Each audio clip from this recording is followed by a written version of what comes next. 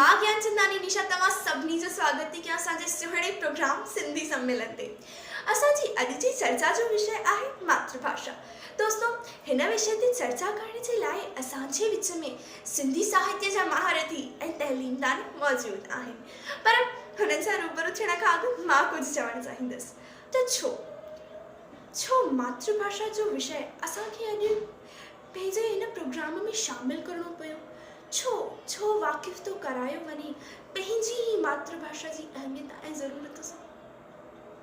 शायदि असांजी नई पीढ़ीअ खे हेड़नि माध्यमनि द्वारा सुॼाग करे सम्झाइणो ई पवंदो त इंसान जी बुनियादी सुञाणप हुन जी मातृभाषा आहे।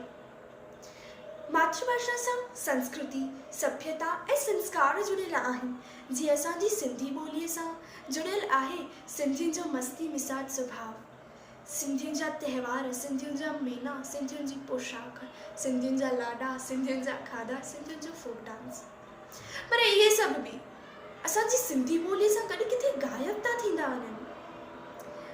पर इहा हिकु सची हक़ीक़त बि आहे त जंहिं बि माण्हूअ पंहिंजी मातृभाषा सां गॾु अॻियां वधण जी कोशिशि कई आहे, उहो हिकु सुठी ऐं वॾी औज ते पहुतो आहे। कुझु वधीक त न, पर इहो ज़रूरु चवणु चाहींदसि त जाॻंदी रहे ज्योति झूलण जी सदाईं, विसरे न सिंधी अबाणी ॿोली। दोस्तों, असां अॼु हिन मानसिकता खां ॿाहिरि ई न आया आहियूं त जेकॾहिं असांखे अंग्रेज़ी नथी अचे त असां चङो पुठियां आहियूं। दोस्तों, अॼु मां तव्हांखे हिकु अहिड़ी ख़ुशख़बरी ॿुधाइणु चाहींदसि जंहिंसां तव्हांजी इहा मानसिकता ज़रूरु मटिजी वेंदी। अॼु असांजे विच में हिकु अहिड़ी शख़्सियत मौजूदु आहे जेका असीं सभिनी जे लाइ हिकु मिसाल आहे, जंहिंखे ताज़ो ई 15 लखनि जे सरस्वती अवॉर्ड सां नवाज़ियो वियो आहे। जी हा दोस्तों, तव्हां बिल्कुलु सही सुञातो, उहे अदीब आहिनि असांजा प्यारा दादा वासुदेव मोही जी। हिननि साबित करे छॾियो त जॾहिं हुनर चमकंदो आहे तॾहिं दुनिया जा सभु अंसार फिका पइजी वेंदा आहिनि।